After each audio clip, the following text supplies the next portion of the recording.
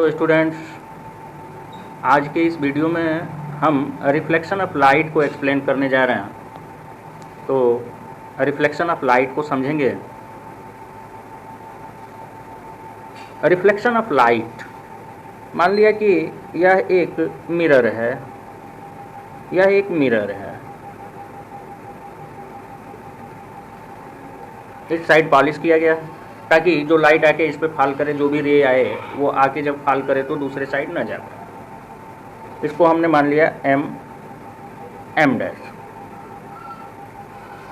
अगर कोई source of light से इंसिडेंट रे आके और इस पे स्ट्राइक करती है, ये लाइट रे है जो आके स्ट्राइक कर रही है इस पॉइंट पे, तो ये इसको पार करके तो जा नहीं पाएगी क्योंकि हमने पॉलिश कर दिया, इसको ओपेक बना दिया, ये दूसरी तरफ नहीं जा पाएगी लाइट रे। फिर होता क्या है, ये बाउंस बैक हो जाती है।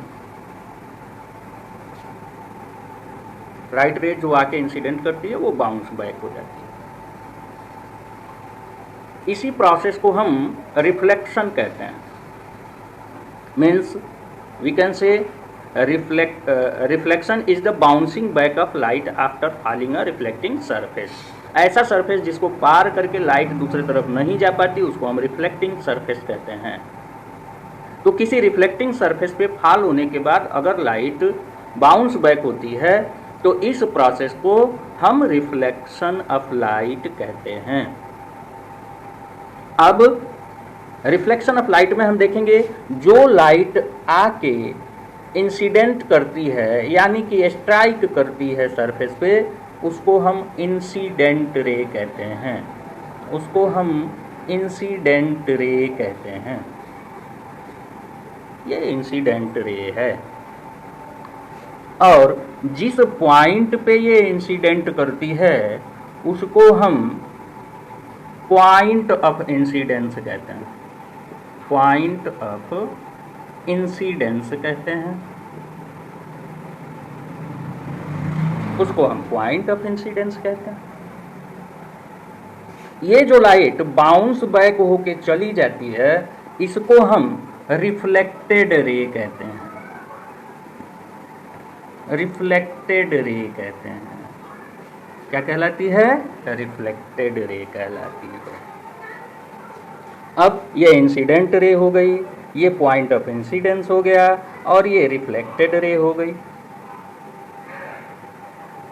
अब पॉइंट ऑफ इंसिडेंस से अगर हम एक इमेजिनरी लाइन ड्रा करें जो कि रिफ्लेक्टिंग सरफेस के परपेंडिकुलर हो, मतलब रिफ्लेक्टिंग सरफेस और इस इमेजिनरी लाइन में 90 डिग्री का एंगल हो, तो इसको हम नॉर्मल कहते हैं। इसको हम क्या कहते हैं?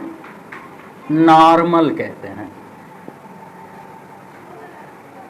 ये इंसिडेंट रे हो गया, ये पॉइंट ऑफ इंसिडेंस हो गया, ये रिफ्लेक्टेड रे हो गई और पॉइंट ऑफ इंसिडेंस से रिफ्लेक्टिंग सरफेस के परपेंडिकुलर इमेजिनरी लाइन जो खींचा गया उसको हम नॉर्मल कहेंगे। इसी तरह से नॉर्मल और इंसिडेंट रे के बीच बना हुआ एंगल जो होता है, इस एंगल को हम एंगल ऑफ इंसिडेंस कहते हैं। इसको हम एंगल ऑफ इंसिडेंस कहते हैं। ये एंगल ऑफ इंसिडेंस है, या शॉर्ट में इसको एंगल आई कहते हैं। उसी तरह से नॉर्मल और रिफ्लेक्टेड रे के बीच बना हुआ जो एंगल है, इस एंगल को एंगल ऑफ रिफ्लेक्शन कहते हैं। एंगल ऑफ रिफ्लेक्शन कहते हैं, या शॉर्ट में इसको एंगल आर कहते हैं। तो ये रहा रिफ्लेक्शन ऑफ लाइट और कुछ टर्म्स जो रिफ्लेक्शन से रिलेटेड है। अब रिफ्लेक्शन से रिलेटेड दो लॉज होते हैं जिनको हम लॉज ऑफ रिफ्लेक्शन कहते हैं। लॉज ऑफ रिफ्लेक्शन कहते हैं। तो लॉज ऑफ रिफ्लेक्शन क्या है? Laws of reflection,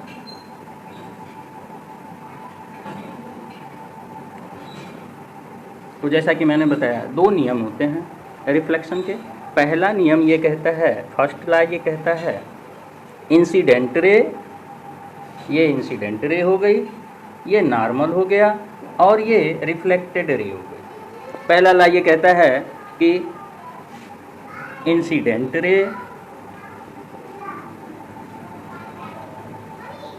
normal and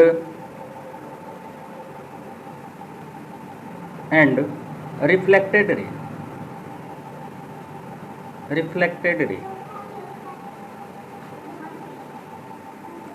all lie on same plane, ये तीनों, कौन तीनों? इंसिडेंट रे, नॉर्मल और रिफ्लेक्टेड रे, ये तीनों एक ही तल में होते हैं, एक ही तल में होते हैं। और दूसरा लॉ ये कहता है, in case of reflection, reflection के केस में angle I is always equal to angle R. Angle I जो होता है means angle of incidence, angle of incidence is always equal to angle of reflection, angle of reflection. मतलब दूसरा law कहता है कि एंगल आई हमेशा एंगल आर के बराबर होता है। तो ये दो लॉज जो हैं इनको हम लॉज ऑफ रिफ्लेक्शन के रूप में जानते हैं। तो आज के इस वीडियो में हमने रिफ्लेक्शन और लॉज ऑफ रिफ्लेक्शन को समझा।